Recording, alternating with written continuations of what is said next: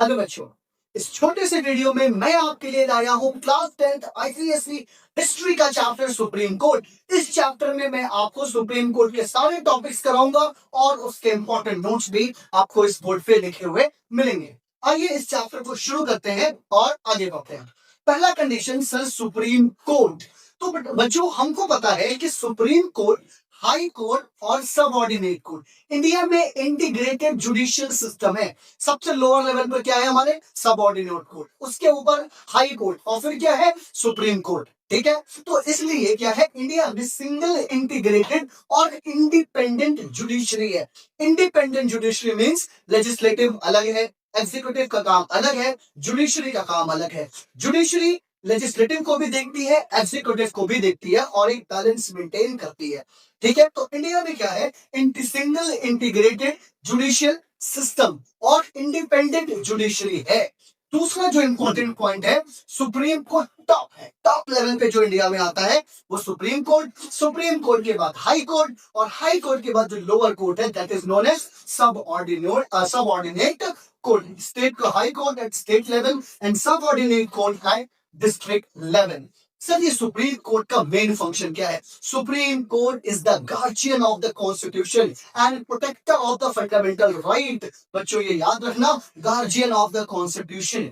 ठीक है, प्रोटेक्ट करता है कॉन्स्टिट्यूशन को और फंडामेंटल राइट को भी ये प्रोटेक्ट करता है। अगर किसी का भी फंडामेंटल राइट वायलेट होता है तो वो किसी भी कोर्ट में जा सकता है, हाई कोर्ट जा सकता है, सुप्रीम कोर्ट जा सकता है। आगे बढ़ते हैं। सर कॉम्पोजिशन क्या है सुप्रीम कोर्ट का? अगर एट प्रेजेंट की बात करें तो सुप्रीम कोर्ट में 34 जजेस है, टोटल 34 जजेस, जिसमें से एक CJI chief justice of India and other 33 जजेस are present right now. One CJI जिसे हम बोलते हैं chief justice of India and 33 other जजेस। बच्चों ये इनकी क्वालिफिकेशन क्या होती है जजेस की? कौन जज बन सकता है सुप्रीम कोर्ट का? तो पहली condition, he must be a citizen of India. पहली कंडीशन तो आप सब जानते हैं, ही या she must be a citizen of India. दूसरी कंडीशन है ही और she must have been a जज of high court. High court, एक हाई कोर्ट में 5 साल तक सर्व किया हो या कई सारे हाई कोर्ट में, 2 और मोर हाई कोर्ट में उसने 5 साल तक 5 इयर्स तक एज ए जज सर्व किया हो। ठीक है, जज ऑफ हाई कोर्ट। या अगर एडवोकेट ऑफ हाई कोर्ट, पर किसी पर्टिकुलर हाई कोर्ट में 10 इयर्स तक एडवोकेट रहा हो या 2 और मोर हाई कोर्ट्स में 10 इयर्स तक उसने एडवोकेट रहा हो। थर्ड कंडीशन क्या है? ही और शी शुड बी ना डिस्टिंग्विश जूरिस्ट। डिस्टिंग्विश जूरिस्ट का मतलब हो गया जो अच्छे से लॉ को जानता हो in the opinion of president. President के नजर में पर्टिकुलर ही और शी बहुत अच्छा डिस्टिंग्विश जुरिस्ट हो, तब हम जाकर उसको सुप्रीम कोर्ट का जज इलेक्ट करते हैं। बच्चों ये 3 क्वालिफिकेशन है टू बी अ जज ऑफ सुप्रीम कोर्ट। अब आइए अगला टॉपिक देखें, appointment of chief justice. India में CJI जो चीफ जस्टिस ऑफ इंडिया है, इनका अपॉइंटमेंट कैसे होता है? पहला इंपॉर्टेंट केस कि CJI is appointed by president of India after consulting other जजेस of supreme court and high court. जो प्रेसिडेंट है वो Supreme court and high court के जजेस के साथ कंसल्टेशन करते हैं, डिस्कशन करते हैं, उसके बाद अपॉइंटमेंट होता है। एंड जो जो इंडिया में ट्रेडिशन है, एक जो कन्वेंशन है वो ये है कि सुप्रीम कोर्ट का जो सीनियर मोस्ट जज होता है उसको ही अपॉइंट किया जाता है CJI। तो सीनियर मोस्ट जज of supreme court is appointed as a CJI, मतलब chief justice of India. Supreme court के जज के अपॉइंटमेंट के बाद अब हमें देखना है कि हम अदर जजेस ऑफ सुप्रीम कोर्ट को कैसे अपॉइंट करते हैं, क्योंकि हमें पता है कि सुप्रीम कोर्ट में 34 जजेस होते हैं इंक्लूडिंग CJI। तो CJI के अपॉइंटमेंट देखने के बाद अब देखते हैं अपॉइंटमेंट ऑफ अदर जजेस। तो अदर जजेस का अपॉइंटमेंट का जो प्रोसेस है बेटा वो बच्चों वो है कि चीफ जस्टिस ऑफ इंडिया जो प्रेसिडेंट है वो कंसल्ट करता है चीफ जस्टिस ऑफ इंडिया, ठीक है, उसके साथ प्लस जजेस ऑफ हाई कोर्ट और सुप्रीम कोर्ट के साथ। तो अदर जजेस supreme court are appointed by president of India after consultation with chief justice. Chief justice के कंसल्टेशन का बहुत जरूरी है एंड अदर सच जजेस of supreme court and high court as he deem necessary.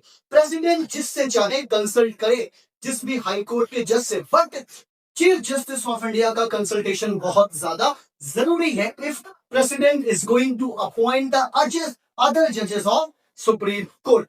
बच्चों अगली चीज है टर्म ऑफ ऑफिस। कौन अगर कोई एक बार सुप्रीम कोर्ट का जज बन गया तो वो कितने टाइम तक सुप्रीम कोर्ट का जज रहेगा? Till he attain the age of 65 years. 65 years तक के वो सुप्रीम कोर्ट का जज रहेगा। उससे पहले वो अपना रेजिग्नेशन सुप्रीम कोर्ट का अपना रेजिग्नेशन प्रेसिडेंट को दे सकता है। तो can resign submitting his resignation letter to the president. और एक और तरीका है, can be removed through the process of impeachment. Impeachment का एक प्रोसेस है जिसके जरिए सुप्रीम कोर्ट के जजेस और चीफ जस्टिस ऑफ इंडिया को भी हटाया जा सकता है। बट अभी तक किसी भी जज को इम्पीच नहीं किया गया है सुप्रीम कोर्ट के। ठीक है, ऑन किस बेसिस पे? On the ground of proved misbehaviour.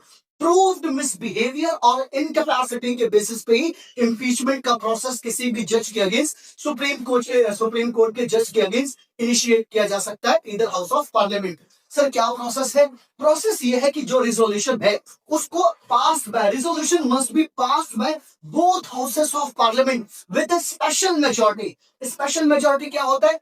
जो भी वो हाउस है, सपोज करो लोकसभा है, तो लोकसभा की जो 2/3 मेजोरिटी है वो प्रेजेंट भी होगी और वोट भी कर रही होगी। ठीक है, तो must be passed by both houses of parliament with a special majority, 2/3 majority of member present and voting in each house of the parliament. An important point ये है, no judge of supreme court has been impeached so far। अभी किसी का भी अब तक किसी का भी impeachment कंप्लीट नहीं हुआ है। अगला पॉइंट यह है कि एडहॉक जज कौन होते हैं।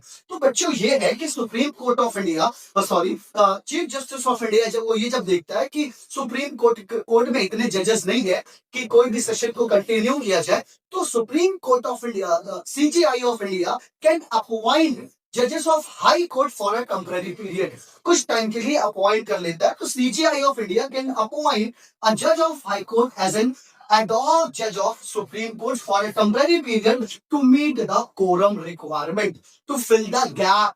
ठीक है, to lack of quorum, अगर वहां पे quorum का lack है तो फिर सीजीआई अपॉइंट कर सकता है हाई कोर्ट के जजेस को जो एलिजिबल है कि वो सुप्रीम कोर्ट के जज को अपॉइंट हो सकते हैं एज अ जज ऑफ सुप्रीम कोर्ट, उनको ही अपॉइंट करता है एज अ ad hoc जज। बच्चों ad hoc जजेस पढ़ने के बाद अब बारी है कि हम ये पढ़े कितने टाइप्स के जुरिस्डिक्शंस होते हैं। तो पहला जुरिस्डिक्शन जो होता है वो है ओरिजिनल जुरिस्डिक्शन। इसमें क्या है कि जो ऐसे केसेस जो डायरेक्टली सुप्रीम कोर्ट डिसाइड करता है वही सुनता है और वही जजमेंट देता है। ऐसे कौन से केसेस है? तो cases that supreme court directly decide at first instant, मतलब उसी के पास वो केस जाता है। हायर कोर्ट में नहीं, हाई कोर्ट में नहीं जाएगा, सबऑर्डिनेट कोर्ट में भी नहीं जाएगा, वो केस डायरेक्टली सुप्रीम कोर्ट में जाएगा और वो डिसाइड करेगा। जैसे डिस्प्यूट है ना सेंट्रल गवर्नमेंट के बीच में और किसी स्टेट के बीच में, या 2 और मोर स्टेट्स के बीच में, ठीक है, या 1 और मोर स्टेट्स के बीच में अगर कोई डिस्प्यूट है तो ये कौन डिसाइड करता है? सेंट्रल गवर्नमेंट डिसाइड करता है। उसके बाद क्या है? Appellate jurisdictions. ये वो केसेस होते हैं जो पहले सबऑर्डिनेट कोर्ट में गए, जजमेंट आया, उसके अगेंस्ट अपील किया हाई कोर्ट में, हाई कोर्ट का जजमेंट आया, उसका अपील किया, फिर उसके अगेंस्ट अपील किया सुप्रीम कोर्ट में। तो hears appeal against the judgment of high court. ठीक है, वो कौन से केसेस होते हैं? तो सिविल केसेस हो गए, क्रिमिनल केसेस हो गए, या कॉन्स्टिट्यूशनल केसेस भी होते हैं जिसमें सुप्रीम कोर्ट इंटरप्रेट करता है किसी कॉन्स्टिट्यूशनल इशू को लेके। ठीक है, उसके बाद एडवाइजरी जुरिस्डिक्शंस भी एक इंपॉर्टेंट फीचर है सुप्रीम कोर्ट को लेके। एडवाइजरी जुरिस्डिक्शन में क्या होता है कि president of India can ask advice from the supreme court. किसी भी इंपॉर्टेंट मैटर पे, लीगल मैटर पे president can ask advice from the supreme court. Supreme court से वो जो एडवाइस लेता है, president may seek advice from supreme court on a question of law और on the matter of public importance. लेकिन जो opinion supreme court ने दिया है वो बाइंडिंग नहीं है सुप्रीम प्रेसिडेंट के ऊपर। No, president is free, binding नहीं है। चाहे तो वो उनके डिसीजंस को रेंडर भी कर सकता है, मतलब मान भी सकता है या नहीं मान सकता है। उसके बाद जो मोस्ट इंपॉर्टेंट है बच्चों वो क्या है? Judicial review. ये कॉन्स्टिट्यूशन की जान है, या हम कहें हमारे इंडिया की लिए बहुत ज्यादा जरूरी है। मतलब क्या है, अगर किसी भी गवर्नमेंट ने, चाहे स्टेट गवर्नमेंट ने या सेंट्रल गवर्नमेंट ने कोई लॉ पास किया, अगर वो लॉ कॉन्स्टिट्यूशन के प्रोविजंस को वायलेट करता है या कॉन्स्टिट्यूशन के प्रोविजंस के अगेंस्ट है, तो सुप्रीम कोर्ट उस लॉ को नल डिक्लेयर कर सकता है। मतलब वो लॉ कहेगा ये लॉ वैलिड है ही नहीं।